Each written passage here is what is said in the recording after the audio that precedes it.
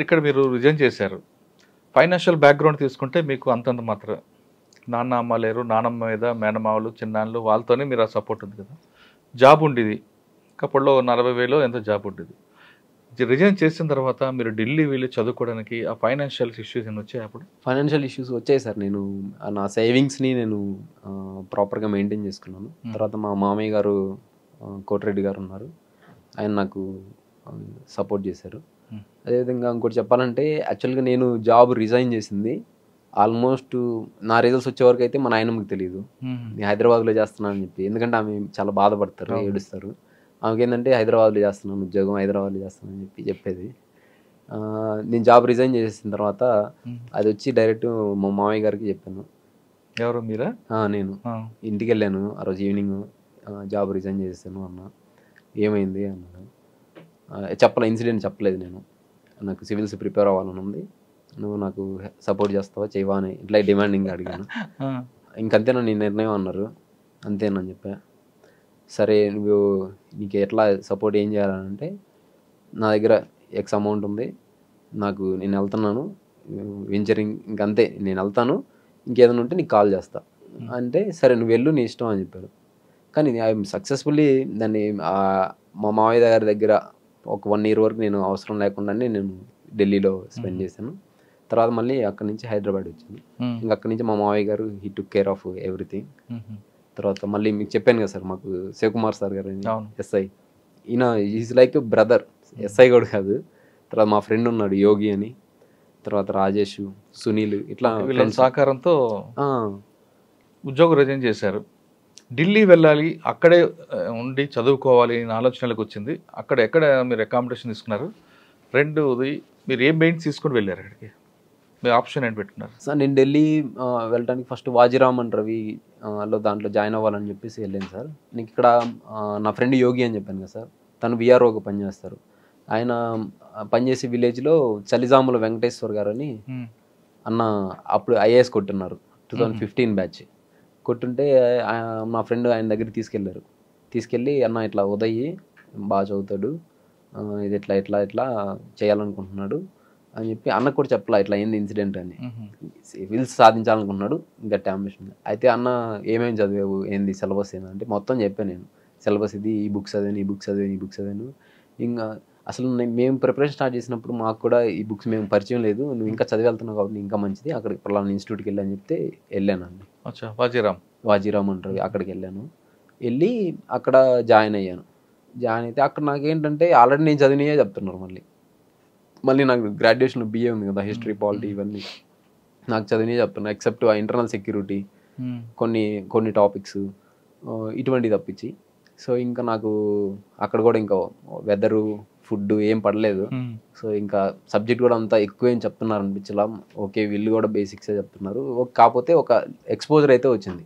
అందరూ ఐఐటీస్ నుంచి వచ్చేవాళ్ళు, ఐఐఎంస్ నుంచి వచ్చేవాళ్ళు అందరూ అక్కడి నుంచే స్టార్ట్ చేస్తారు అని అర్థమైంది. ఇంకా ఇన్ఫాక్ట్ తీసుకుంటే నేను ఇంకా నాకు డిగ్రీలో సబ్జెక్ట్ పరిచయం కూడా ఉంది, కొంతమందికి అసలు పరిచయం లేకుండా స్టార్ట్ చేస్తాను. అర్థమైన తర్వాత ఇంకా వెదరు ఫుడ్ వాటన్నిటి కోసం నేను హైదరాబాద్ షిఫ్ట్ అయిపోయి ఇక్కడ హైదరాబాద్లో అశోక్ నగర్లో ఉన్నాను.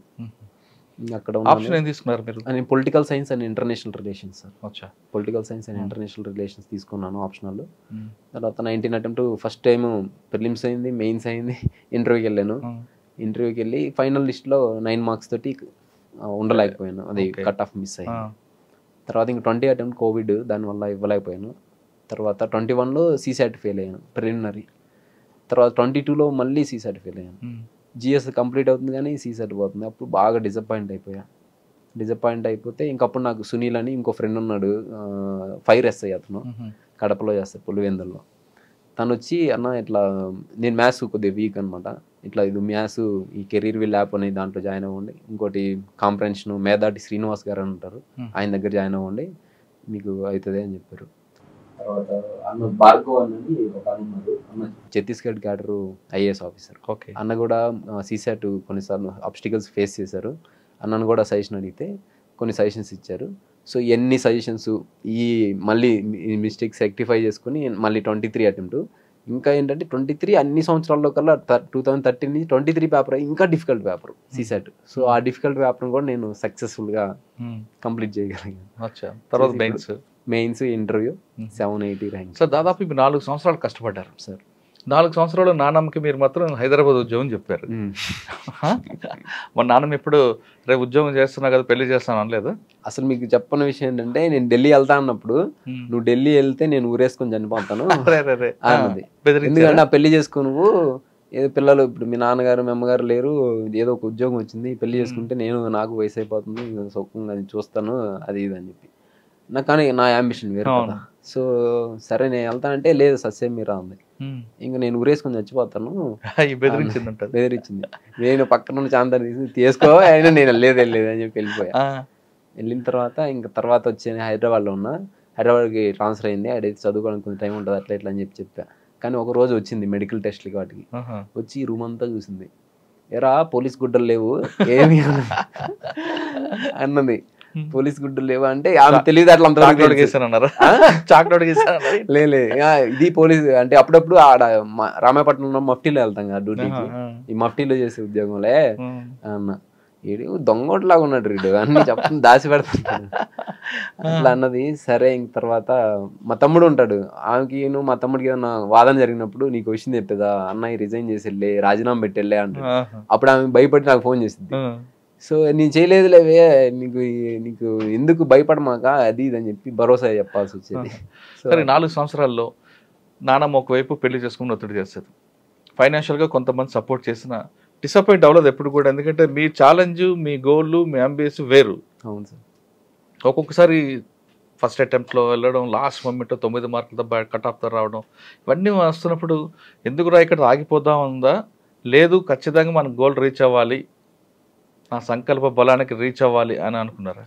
ఏ సివిల్ సర్వీస్ ఆస్పిరెంట్ అయినా ఎక్సెప్ట్ ఫస్ట్ అటెంప్ట్లో కొట్టిన కొంతమంది కొన్నిసార్లు ఫస్ట్ అటెంప్ట్ వాళ్ళకి కూడా సెల్ఫ్ డౌట్ వస్తుంది.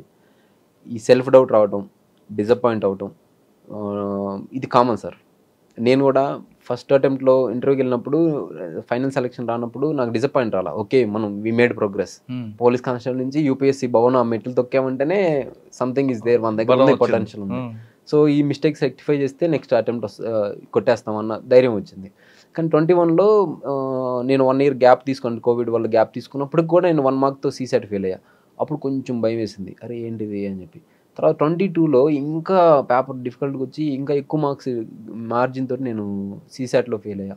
అప్పుడు బాగా భయం వేసింది, డిప్రెషన్ వచ్చింది. అసలు ఏం చేస్తే అవుతుంది ఇది, ఏం చేయాలి, ఇంకా కొన్ని క్వశ్చన్స్ అసలు వాళ్ళు 2 hours కాదు నాకు 20 hours ఇచ్చినా చేయలేను, అంత డిఫికల్ట్గా ఉన్నాయి కొన్ని క్వశ్చన్స్. సో ఇంకా అప్పుడు బాగా డిసప్పాయింట్ అయిపోయాను. దెన్ నాకు ఒక అంతకుముందు నేను నాస్తికుడిగా ఉండేది, కానీ నాకు స్పిరిచువాలిటీ పరిచయం అయింది స్పిరిచువాలిటీ. ఎందుకనంటే ఒక కర్మ సిద్ధాంతం అంటారు కదా, ఒక కర్మ ఒక వ్యక్తి ఒక రకమైన కర్మ చేశాడు, కొంత డౌన్ ద లైన్ ఒక 2 years తీస్తే అదే వ్యక్తికి అదే చోట అదే రకమైన కర్మ మళ్ళీ సర్వ్ అయింది.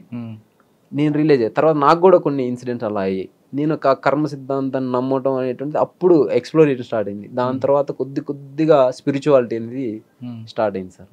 స్పిరిచువాలిటీ తోటి నేను ఆ స్ట్రెస్ని వీటిని అధిగమించాను. మెడిటేషన్, స్పిరిచువాలిటీ ప్లస్ కన్సిస్టెంట్గా మా ఫ్రెండ్స్ ఎవరు నమ్మినా నమ్మకపోయినా మా ఫ్రెండ్స్ ఉన్నారని చెప్పారు కదా, సునీల్, యోగి, తర్వాత శివకుమార్ సారు, సో ఇట్లా రాజేష్, వీళ్ళు మా మావయ్య గారు, వీళ్ళు ఎవరు నమ్మినా నమ్మకపోయినా నువ్వు సివిల్ సాధిస్తావని వీళ్ళు మాత్రం నమ్ముతారు. నేను ఫెయిల్యూర్ అయిన ప్రతిసారి వీళ్ళు ఖచ్చితంగా ఫోన్ చేస్తారు. చేసిన తర్వాత ఎందుకు అయింది ఏం అడగరు, నువ్వు ఖచ్చితంగా సాధిస్తావు ముందు వెనకంతే, నువ్వు పని నువ్వు చేసుకోవాలి. ఒక నాస్తికుడు ఆంజనేయ స్వామి భక్తుగా మారడానికి ఇదే కారణం? ఇదే కారణం అంటే సార్, ఆంజనేయ స్వామి భక్తి ఇప్పుడు నేను బిలీఫ్ అనేది ఏంటిది, మామూలు రిలీజను ఒక వ్యక్తికి ఇది ఎట్లా ఉంటుంది ఇది ఎట్లా ఉంటుంది ఒక ఐడియాలజీని ఇంపోజ్ చేస్తే ఒక బిలీఫ్గా మారుతుంది. కానీ ఇక్కడ నేను ఆంజనేయ స్వామి ప్రజెన్స్ని ఫీల్ అయ్యా. రైట్, ప్రజెన్స్ని ఫీల్ అయ్యా. అది ఆ ప్రజెన్స్ అనేటువంటిది అనిర్వచనీయమైనటువంటి భావన అనమాట. సో దాన్ని మీకు చెప్పను, మీకు అంటే చెప్తే నమ్మరు.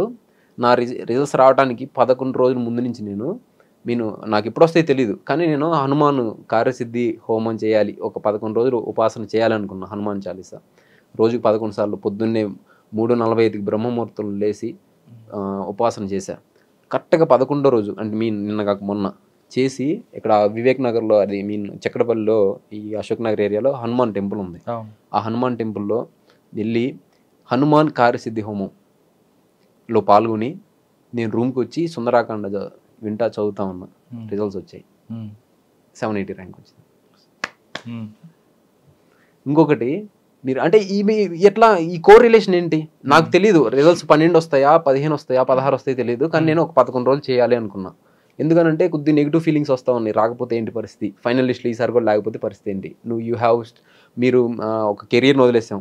ప్లస్ నేను 2016 నోటిఫికేషన్లో సబ్ ఇన్స్పెక్టర్కి స్టేట్ 77th ర్యాంక్ వచ్చింది నాకు, మా జోన్లో 17వ ర్యాంక్ వచ్చింది. కానీ కొన్ని అన్ఫార్చునేట్ కండిషన్స్ వల్ల నేను దాని సర్వీస్లో ఉండలేకపోయాను. సో అటువంటి వాటిని కూడా నేను వదిలిపెట్టేసుకొని దాన్ని కూడా ఇంకా ఎస్ఐ ఇటువంటి వాటికి రాయకుండా వచ్చేసాను. So time, energy, resources, age అన్నిటిని ఇన్వెస్ట్ చేసేసాను. ఇప్పుడు అవ్వకపోతే పరిస్థితి ఏంటి. ప్లస్ ఛాలెంజ్ చేసి వచ్చా, ఒక మనిషిని ఇట్లా ఛాలెంజ్ చేసి వచ్చా. అప్పటికి నాకు ఫస్ట్ టైం ఇంటర్వ్యూకి వెళ్ళినప్పుడు ఒక అతను రామకృష్ణ అని నాకు కొలీగ్ ఉండే, ఆయనకి ఈ సిఐ గారు ఫోన్ చేసి పలానా ఇట్లా వెళ్ళాడంట ఏంది అది అని. సో ఆ ఫెయిల్యూర్ వాళ్ళకి ఒక రకమైన రాక్షస ఆనందాన్ని ఇచ్చి ఉంటుంది. సో అది కూడా అరే మనం ఓడిపోతామా ఇంకింతేనా. ఇంకొకటి మహేంద్ర అన్న అని ఒక అన్న ఉన్నారు, అన్న నాతో పాటు కానిస్టేబులే, కానీ ఆయన తర్వాత ఎస్ఐ కొట్టి ఇప్పుడు నెల్లూరు డిస్టిక్లో చేస్తున్నారు.